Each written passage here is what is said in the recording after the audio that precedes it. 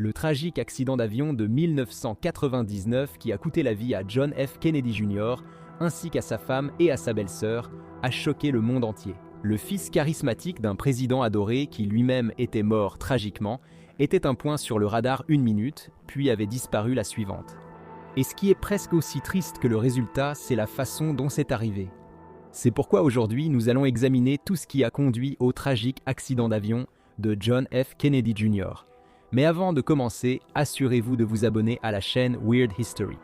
Après cela, laissez un commentaire et dites-nous quelles autres catastrophes aériennes vous aimeriez découvrir. D'accord, accrochez-vous à quelque chose car on y va. Le soir du 16 juillet 1999, John F. Kennedy Jr., âgé de 38 ans, a quitté son bureau à Manhattan après avoir travaillé au célèbre magazine de culture politique George que Kennedy avait fondé avec son associé Michael G. Berman. Le magazine avait rencontré un certain succès auprès de l'élite politique et de ceux qui gravitaient autour de ce milieu depuis sa création en 1995. Cependant, dès 1997, le magazine peinait à survivre et Kennedy et Berman se sont retrouvés en désaccord, l'hostilité allant même jusqu'à devenir physique à un moment donné. Et avec tout cela, Kennedy était heureux de penser à autre chose et de quitter la ville pour un moment. Sa destination était un mariage. Rory Kennedy, la cousine de John Jr., devait se marier le lendemain à Yannisport dans le Massachusetts et John avait l'intention d'y assister.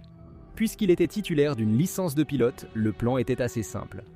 Il allait décoller du New Jersey et faire une escale à Martha's Vineyard où il déposerait sa belle-sœur, Lauren Bassett, afin qu'elle puisse y passer le week-end pendant que Kennedy et sa femme, Caroline Bassett Kennedy, poursuivraient leur route vers le Massachusetts. Alors qu'il prévoyait de décoller vers 18h30 et prévoir assez de temps avant la nuit, mais la circulation à New York en a décidé autrement. John, avec Lauren, n'est arrivé qu'à près de 20h. Dans l'absolu, 1h30 ne semble pas grand-chose, mais cette fois, cela a fait une différence significative. Le départ retardé signifiait qu'il décollerait au crépuscule et ferait le reste du vol de nuit. Caroline a retrouvé sa sœur et son mari à l'aéroport, chacun arrivant séparément en voiture avec chauffeur. Elle et John ont vécu une romance fulgurante avec une lune de miel de 2 semaines en Turquie, mais le fait d'être l'un des couples les plus célèbres du monde commençait à peser sur eux deux. Leur mariage était tendu depuis des mois, ce que leurs amis évoqueraient plus tard avec cette prudence rétrospective propre à ceux qui essayaient de donner un sens aux événements. En fait, Caroline n'aurait même pas voulu faire ce voyage. Il a fallu la convaincre, en partie à cause du mariage, en partie à cause de l'image que cela donnerait s'ils ne se présentaient pas ensemble. Elle avait aussi une préoccupation concrète, elle n'était pas rassurée par les compétences de John en pilotage. Pourtant, que ce soit pour le bien de son mariage ou simplement pour éviter l'embarras de ne pas y aller, elle a accepté de venir. Il est facile d'imaginer que Kennedy était un pilote expérimenté. Il était le dernier d'une lignée d'hommes ridiculement riches, et peut-être parce qu'ils imitent tous encore le légendaire pilote millionnaire Howard Hughes, des types comme ça ont souvent des licences de pilote et des flottes d'avions à piloter. La réalité cependant, c'est que Kennedy était assez novice dans tout ça, surtout selon les normes de l'aviation. Il avait commencé à prendre des cours de pilotage en 1982, mais il n'a obtenu sa licence que en 1998, soit seulement 1 an avant l'accident. Il avait accumulé environ 300 heures de vol, mais seulement une centaine d'entre elles étaient en solo. 100 heures de vol, c'est très bien si vous volez dans des conditions idéales, mais il n'y a pas vraiment beaucoup de marge d'erreur, principalement parce que vous n'avez pas encore l'expérience nécessaire pour savoir comment reconnaître ou gérer ces erreurs. De plus, la majorité de ces 100 heures ont été réalisées sur un autre type d'appareil, un Cessna. Cette fois, cependant, Kennedy pilotait un Piper Saratoga, un avion bien plus puissant et bien plus complexe. En d'autres termes, le Cessna était plus adapté aux débutants, tandis que le Piper nécessitait une main plus assurée, quelqu'un avec un bien meilleur sens de la précision que Kennedy, qui était relativement inexpérimenté. En fait, on pourrait même minimiser son manque d'expérience. Avant le week-end du mariage, il n'avait accumulé qu'environ 36 heures de vol en solo sur le Saratoga et moins de 10 de ces heures étaient de nuit. Ce qui augmentait le danger, c'est que depuis qu'il avait acheté le Saratoga, il avait un pied dans le plâtre. Cela signifiait que lorsqu'il pilotait l'avion, l'un de ses instructeurs devait l'aider à atterrir parce que son plâtre l'empêchait de manœuvrer les pédales. Pour cette raison, Kennedy n'avait même pas touché à l'avion pendant presque 2 mois. Il faut aussi savoir que Kennedy n'était pas certifié pour le vol aux instruments, si vous ignorez ce que cela signifie. En aviation, les pilotes opèrent généralement soit selon les règles de vol à vue, soit selon les règles de vol aux instruments. En vol à vue, vous vous fiez à ce que vous voyez hors de l'avion et évaluez les ailes par rapport à l'horizon pour distinguer ciel et sol.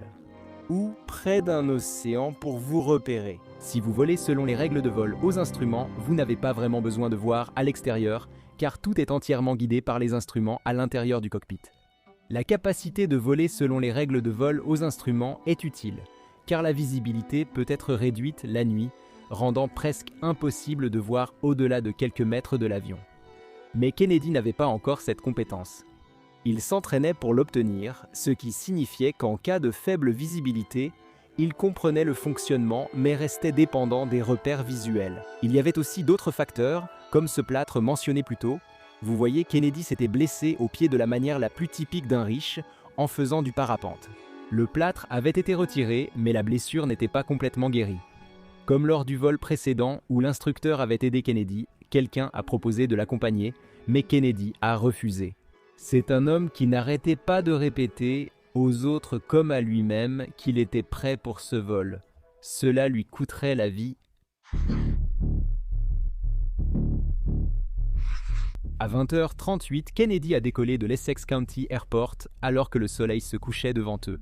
Bien que la visibilité soit encore présente et acceptable selon les règles de vol à vue, il faisait déjà sombre et, pire encore, brumeux.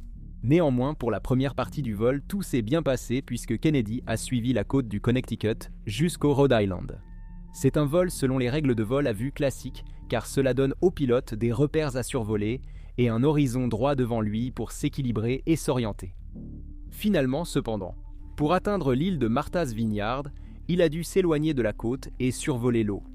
Kennedy allait perdre la lumière des petites villes et le contour général du rivage. Avec le ciel qui s'assombrissait et la brume qui s'épaississait, il serait presque impossible pour un pilote volant à vue avec si peu d'heures sur cet avion, comme Kennedy, de savoir exactement comment gérer le reste du vol. Une fois au-dessus de l'eau, il s'est retrouvé face à une sorte de vide visuel où le ciel et l'océan se confondaient en une seule masse indistincte, souvent appelée l'effet de trou noir. C'est pourquoi il est essentiel de comprendre vos instruments de cockpit. Pourtant, Kennedy n'avait pas appris à piloter de cette façon. Les données radar indiquent que l'avion de Kennedy a eu un comportement erratique dès qu'il était au-dessus de l'eau. Au lieu de maintenir une altitude et une direction stable, l'appareil a dévié et s'est déplacé de manière erratique, ce qui suggère que Kennedy essayait de comprendre où il allait. D'après les experts en aviation ayant analysé les données, Kennedy aurait probablement fait entrer son avion dans quelque chose portant le nom révélateur de spirale mortelle, également connu sous le nom de spirale suicidaire, spirale fatale, spirale de la mort ou spirale vicieuse. Une spirale mortelle se produit lorsque le pilote perd ses repères spatiaux et tente de stabiliser l'appareil en se fiant à ce qu'il ne peut pas voir à l'extérieur et à ce qu'il ne comprend pas sur les instruments à l'intérieur. Ou, pour le dire autrement, le pilote perd la capacité de juger l'orientation de l'avion à cause de la mauvaise perception des repères spatiaux par son cerveau. Le nez de l'avion s'abaisse légèrement et l'appareil entame sa descente. Comparé à de l'eau qui tourbillonne dans un évier, l'avion finit par devenir incontrôlable et descend en spirale. La vitesse de l'appareil augmente alors et la force G s'exerce sur les corps à l'intérieur. Si vous vous demandez si les passagers auraient remarqué cela, les experts pensent que la pression aurait probablement été perceptible, mais que ces passagers en particulier n'auraient sans doute pas compris ce que cela signifiait. Vu de l'extérieur, c'est une spirale d'accélération, mais de l'intérieur, ils pensaient juste traverser des turbulences. Les dernières lectures radar de l'avion de Kennedy le montrent dans un virage en descente qui se poursuit jusqu'à l'eau, avant que le contact radar ne soit perdu à 21h40. Il sera établi plus tard que l'avion a percuté l'océan Atlantique à environ 8 miles au large de la côte sud-ouest de Martha's Vineyard à 21h41, tuant instantanément les 3 passagers, John, Caroline et Lauren.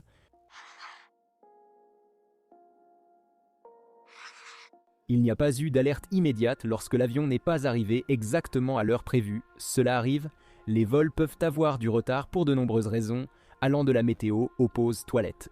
Les aéroports fonctionnent souvent comme une rangée de dominos en attente d'autorisation de décoller. Il est également normal que les gens pensent qu'un tel accident n'arrivera pas. Mais alors que les amis de Lauren Bassett l'attendaient, leur impatience s'est changée en anxiété puis en peur.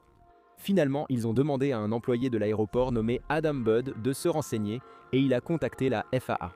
Cependant, la FAA lui a dit qu'il ne pouvait pas donner d'informations par téléphone. Ce n'est qu'après qu'un ami de la famille Kennedy a usé de son influence pour contacter les gardes-côtes à 2 heures du matin, soit près de 5 heures après l'accident, qu'une véritable opération de recherche a débuté. Une fois que les gardes-côtes ont été impliqués, la réponse a été aussi vaste qu'on pouvait s'y attendre pour un Kennedy disparu. Le nom avait toujours du poids et la possibilité que la malédiction des Kennedy soit encore à l'œuvre terrifiait les gens. Tous les aéroports proches ont été contactés pour vérifier que Kennedy n'avait pas atterri ailleurs. Quand ils n'ont rien trouvé, des avions, des hélicoptères, des bateaux, tout a été utilisé pour fouiller l'Atlantique à la recherche de la moindre trace d'un crash. Pendant plusieurs jours, il n'y avait aucune réponse claire alors que 5 États et la marine utilisaient le radar pour balayer la vaste zone.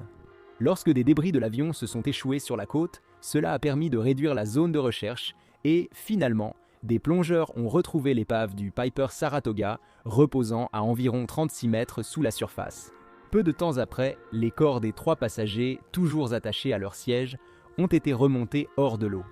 Même si la plupart avaient accepté l'absence de survivants, il reste difficile de voir tout espoir s'éteindre. Ce qui était une disparition est devenu une tragédie confirmée. Une enquête allait ensuite prouver qu'il n'y avait eu aucune défaillance, aucun problème mécanique qu'un pilote, quel que soit son niveau d'expérience, n'aurait pu surmonter. À la place, il y a simplement eu l'accumulation tragique d'erreurs sur erreurs. Pourtant, même cela ne reflète pas entièrement ce qui s'est réellement passé. Principalement parce que, en examinant l'accident de Kennedy, ce qui brise le plus le cœur, c'est à quel point cela aurait pu être évité. Si Kennedy était simplement parti plus tôt ou avait accepté que l'instructeur l'aide lorsqu'il l'a proposé, il serait probablement encore en vie aujourd'hui, tout comme ses 2 passagères. Ce qui fait que cette histoire reste en mémoire, ce n'est pas seulement qui était Kennedy, même si cela en fait certainement partie, c'est la façon dont tout s'est enchaîné. De loin, cela ressemble à une perte soudaine, presque inexplicable. Mais quand on remonte le fil, cela devient quelque chose de beaucoup plus progressif. La tragédie est toujours difficile parce qu'elle semble surgir de nulle part. Peu importe de quelle famille vous veniez ou à quel point votre milieu était privilégié, de simples choix peuvent absolument changer la trajectoire de votre vie, qu'ils semblent imprudents sur le moment ou non. Parce qu'au moment où l'avion de Kennedy s'est écrasé, l'issue était déjà enclenchée. Pas par un seul choix, mais par leur accumulation, d'une façon qui n'est devenue évidente qu'après coup. Et c'est ce qui le rend si troublant. Rien là-dedans ne paraît impossible. C'est juste le genre de situation où tout semble aller bien jusqu'au moment où ça ne l'est plus. Alors, qu'en pensez-vous? Et quelle est l'expérience la plus effrayante que vous ayez vécue dans un avion? Dites-le nous dans les commentaires ci-dessous. Et pendant que vous y êtes, jetez un œil à d'autres vidéos de Weird History.